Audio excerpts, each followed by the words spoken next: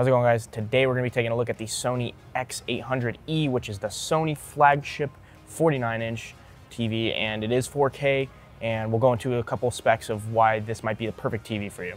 So right off the bat, for a cheaper TV, this thing has 4 HDMIs, which is going to be very beneficial when you're hooking up all those external devices like Xboxes, PlayStations, Blu-ray players, anything you could really need to plug in to your TV. You got 4 HDMIs, so that's a huge plus.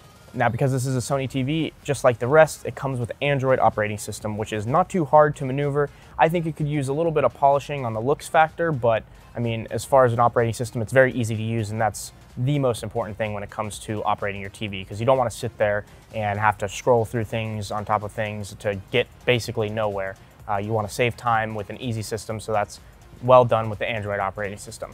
So this TV is Google Cast compatible, so that means if you're watching a video on your phone, let's say YouTube on your phone, you could easily cast this straight to your TV and continue watching it on your TV.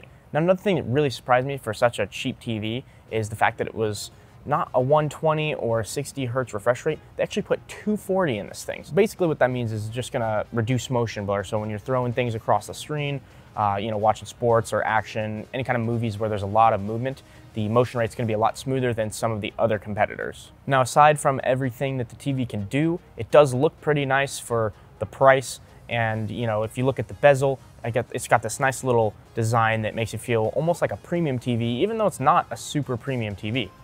Now, I'd say the only drawback is that the speakers on this TV aren't the greatest, but that's speaking for all TVs. Any soundbar should be able to beat out a TV speaker, so you could always pair this with another Sony soundbar, or if you already have an existing soundbar, you can do that as well.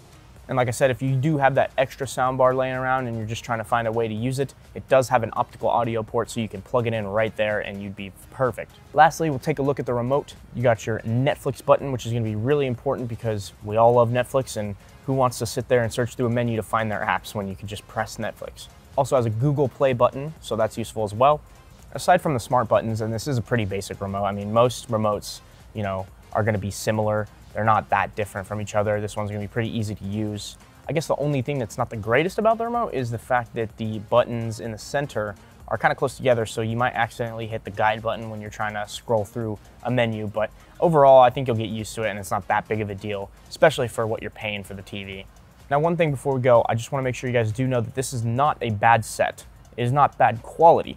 There's higher quality like OLED, and you'll see that in Sony and LG, QLED from Samsung. They all have higher quality TVs, but for a lower end TV, this thing packs a punch for the price.